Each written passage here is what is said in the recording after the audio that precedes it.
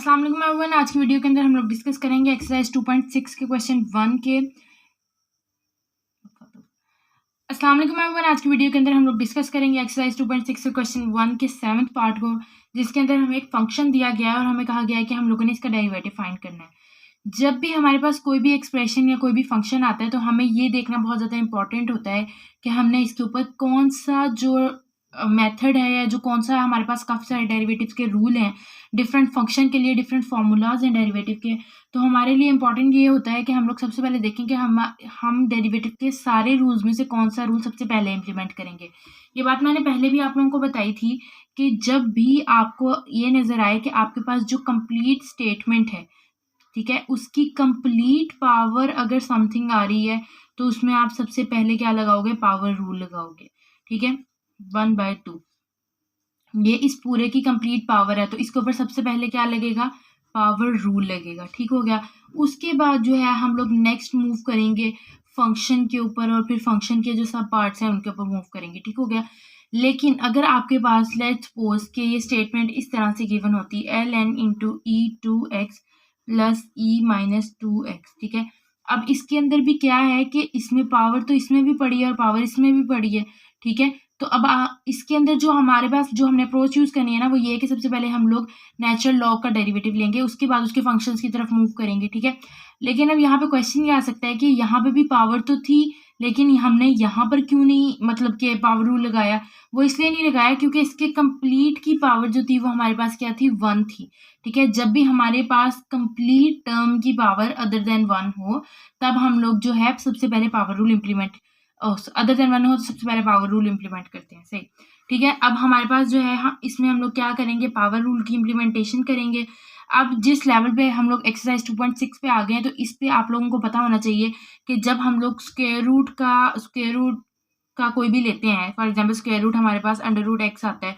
ठीक है, तो जब हम इसके डेरिवेटिव लेते हैं तो ये हमारे पास क्या होता है? 1/2 under root x derivative of x into x आता है। ठीक है, it's a kind of formula. ठीक है, लेकिन ये जो है हम लोग पावर रूल के थ्रू भी सॉल्व कर लेते हैं। आप लोगों को ये चीज़ें आनी चाहिए क्योंकि पेपर के अंदर बैठ के इतना टाइम नहीं होता कि आप लोग ये छोटी छोटी जो कैलकुलेशंस है वो करते फिरो। ठीक हो गया, लेकिन फिर भी आप लोगों के लिए मैं कर देती हूँ। वैसे हमें इसे डायरेक्ट लिख लेना चाहिए था, 1/x की जगह पे इस ln को रिप्लेस कर लेना चाहिए था, लेकिन सिर्फ इसलिए आप लोगों की बेटर अंडरस्टैंडिंग के लिए जो है इसको मैं पहले 1/2 में कन्वर्ट करूंगी और फिर पावर रूल इम्प्लीमेंट करूंगी। 1/2 आ गया। ठीक है, जो हमारे पास पावर होती है वो एज इट इज आ जाती है। उसके बाद क्या होता है कि जो भी पावर होती है उसमें से हम 1 माइनस कर देते हैं। ठीक है, अब 1/2 में से जब हम लोग करेंगे 1 माइनस तो हमारे पास क्या होगा? 2 1 - 2 = -1/2। ठीक है, ये क्या आ गया? -1/2। और उसके साथ साथ हमारे पास क्या आता है? डेरिवेटिव आता है पावर के अलावा जो भी फंक्शन पड़ा हुआ है उसका, मतलब पावर के अलावा जो भी फंक्शन है तो ये पूरा का पूरा फंक्शन। ठीक है, अब जो हम लोग इसको सिंप्लीफाइड फॉर्म के अंदर लिखेंगे वो क्या होगा? ये -1/2 है तो ये नीचे जाके अंडर रूट के फॉर्म में चला जाएगा, under root ln into e2x plus e-2x। ठीक है, और साथ डेरिवेटिव किस चीज़ का आ जाएगा? इसी चीज़ का आ जाएगा, natural log of e2x plus e-2x। सही हो गया। अच्छा, अब यहाँ पे गौर करने की बात यह है कि मैंने आप लोगों को पहले क्या कहा था कि हम लोगों को करना क्या होता है? हम लोग डायरेक्ट ये जो हमारे पास x है इसको हम लोगों ने इस पूरे फंक्शन से रिप्लेस कर देना होता है। तो अब अगर आप देखोगे अगर हम लोग डायरेक्ट भी करते, इस x की जगह पर मैं लिखती ये वाला फंक्शन ln वाला, ठीक है, और यहाँ पर लिखती ln वाला, यहाँ पर लिखती ln वाला, तो सेम ये वही स्टेट बन जाती है। ठीक हो गया।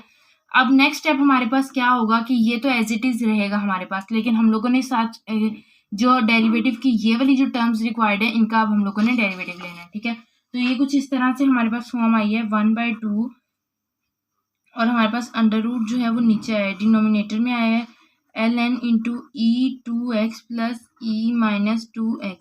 ठीक हो गया। अच्छा, इसके बाद जो है वो हमारे पास था डेरिवेटिव। अब बेसिकली जो है वो हम लोगों ने डेरिवेटिव अप्लाई करना है। ठीक है, ये देखो हमारे पास पहले नेचुरल लॉग है तो हम लोगों को पता है कि जब भी हम लोग डेरिवेटिव लेते हैं नेचुरल लॉग ऑफ एक्स का, लेट्स सपोज एक्स, तो वो क्या हमारे पास आता है 1/x और d into d of x into x. ठीक है, अब एक और बात यहाँ पे गौर फिक्र की ये है कि हम जब आप बुक में जो फॉर्मूलाज देखते हो उसके अंदर ना ये वाला पार्ट साथ मेंशन नहीं होता।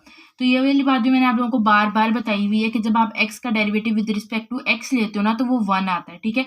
इसलिए जो है जब ऑटोमेटिकली उसका आंसर जो है वो 1 आ रहा है, ठीक है। तो बुक वालों ने इस चीज़ को मेंशन नहीं किया, लेकिन हर बार आप लोगों के पास जो सब पार्ट पढ़ा होगा है, जिसको आप हम लोग कभी कभी ट्रिग्नोमेट्रिक फंक्शंस के अंदर एंगल कहते हैं, वो पढ़ा होगा। तो उसके अंदर आपके पास आंसर हमेशा 1 नहीं आने वाला है, इसलिए आपको इसका अलग से डेरिवेटिव लेना पड़ता है। लेट्स सपोज मैं कहती हूँ कि मैं डेरिवेटिव ले रही हूँ d into d of x l n into x square का। तो इसका आंसर क्या आएगा 1/x² 2x, ठीक है। x से कैंसिल, और ये हमारे पास क्या आंसर है 1/x, ये तो सेम आ गया।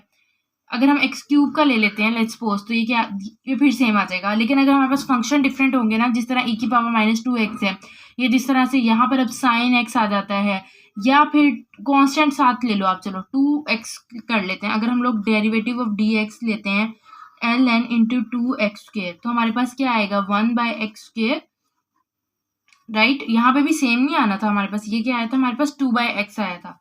जब हमने x² को x से कैंसिल किया तो x आया, और ऊपर क्या आया 1/x आया, ठीक है। अब ये जो आपके पास ln ऑफ x² का आंसर है वो आया है 2/x, और जो ln ऑफ x का आंसर आया है वो क्या आया है 1/x।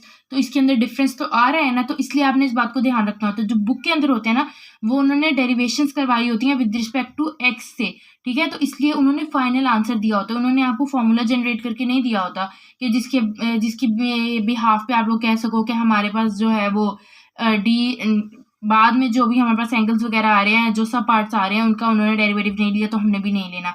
उन्होंने विद रिस्पेक्ट टू एक्स करके आपको कंप्लीट डेरिवेशन करके दिखाई है, आपको फॉर्मूलाज जनरेट करके नहीं दिए, ठीक है। अब हम लोगों ने क्या करना है कि ये हमारे पास आ गया है 1/2, अब इसका डेरिवेटिव लेना है, ठीक है। तो डेरिवेटिव किस तरह से आएगा हमारे पास 1/x, मतलब कि 1 जो भी हमारे पास ये वाला इसके सब पार्ट में फंक्शन पड़ा हुआ है, x यहाँ पे था तो इसके सब पार्ट में, ठीक है, और फिर इसका अलग से डेरिवेटिव आएगा। तो ये हमारे पास हो जाएगा 1/2 e2x प्लस e-2x, सही। उसके बाद 1 साथ क्या आएगा e2x प्लस e-2x, राइट। और उसके बाद अब हम लोग अलग से डेरिवेटिव किसका लेंगे, जो हमारे पास सब पार्ट पड़ा हुआ था, d into d of x, क्या आ जाएगा e2x प्लस e-2x, सही। हमारे पास अब जो फाइनल फंक्शन बन रहा है वो कुछ इस तरह की फॉर्म में आ रहा है ln into e2x plus e-2x, साथ इसी के साथ हमारे पास क्या आ रहा है e2x प्लस e-2x, ठीक है। और अब इसका डेरिवेटिव, अब हम लोगों को पता है कि जब हम लोग एक्सपोनेंशियल फंक्शन का डेरिवेटिव लेते हैं तो वो एज इट इज रहता है, लेकिन जो भी हमारे पास एक्सपोनेंट के अंदर आ रहा होती है चीज़, ठीक है, उसका हम लोग अलग से डेरिवेटिव लेते हैं। अब जब आप 2x का अलग से डेरिवेटिव लोगे तो आंसर क्या आएगा 2, तो जब मैं इसका डेरिवेटिव लूंगी आएगा 2e2x, ठीक है। अगर आपको नहीं समझ आई तो चले हम e-2x का करते हैं। e-2x था हमारे पास, तो e-2x ने एज इट इज आ जाना है। उसके बाद हम लोगों ने डेरिवेटिव किस चीज़ का ले लेना है, जो भी हमारे पास एक्सपोनेंट में टर्म पड़ी हुई है। अब उसका जब हम लेंगे तो वो क्या आएगा e-2x, और यहाँ से आ जाएगा -2 e-2x आ जाएगा। ये क्या आ गया -2 e-2x, ठीक है। अब यहाँ से हम लोग क्या करेंगे 2 कॉमन ले लेंगे, e2x माइनस e-2x, ठीक है। और साथ क्या आ जाएगा 2 into ln into e2x plus e-2x, ठीक है, e2x प्लस e-2x, सही। ये 2 इस 2 से कैंसिल हो जाएगा, और हमारे पास ये जो है ये आ जाएगा हमारे पास फाइनल आंसर। आज के लिए बस इतना ही। Till then keep learning and keep exploring.